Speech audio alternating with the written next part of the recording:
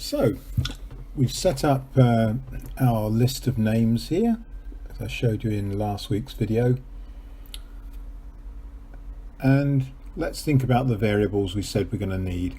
Well, index is the variable we're going to use to keep track of which one we're looking at. So when index is 0, that'll be Edgar. Search is the variable that contains the name of the person that we're searching for. In this case, we're going to search for Frida. Now we need to keep searching until we find Frida. So we're going to do a loop, which we're going to use while, and we're going to keep going round the loop as long as the index number is less than 7. Remember, the last index in this is index 6. So at the start, index is going to be 0. So we're going to say if in the names list at position index, which in this case is 0, that's equal to what we're looking for in the search. What should we do if the two things are the same? Well, we're going to print out a message to say that we found, and we might as well give some more information. So we've found the person we're looking for at position, and whatever the index number is, that's the position in the list that we're going to find that person.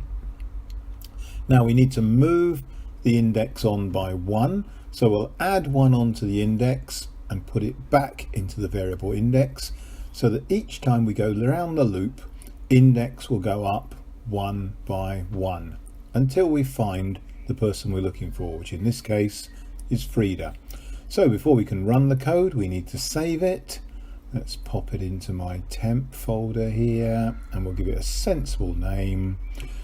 We'll call it linear search.py to remind us that it's a Python program.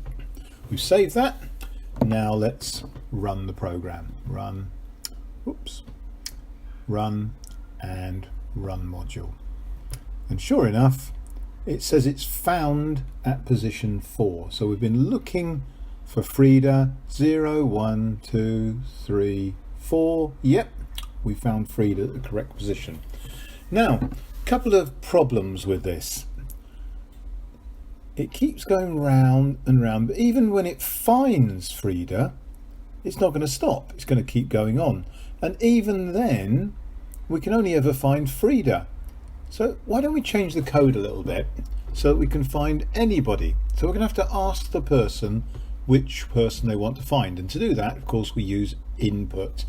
So we're going to input and ask them to type in the name to search for.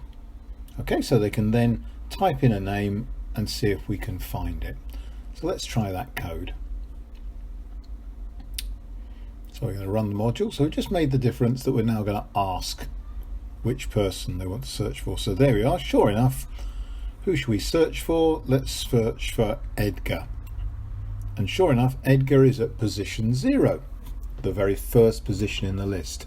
So that's fine, that seems to be working. But actually, let's just try one more thing. We're going to type in a name to search for. Well, Brian clearly isn't in the list.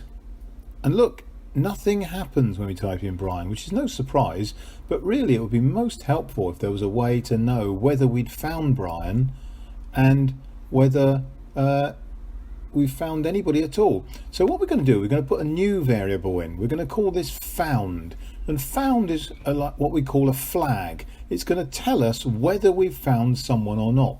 We're going to start and call it false to start with. In other words, we haven't found a person. And what we're going to do is we're going to say we're only going to keep searching as long as found is false.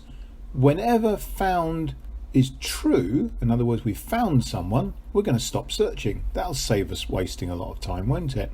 So if we do match the names at the index with the search term, then we'll set found to be equal to true.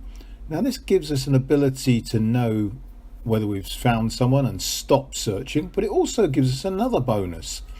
If after we've tried everybody, we still haven't found someone, then found will still be false. So think about it. you go round and round and round, and every time you don't match the person, well, found would never be made into true. Found will still be false. So if found is false, that's a trigger for us to know that we haven't found the person. So now we can print out the fact that we haven't found someone, and this message will only come up if we didn't find someone.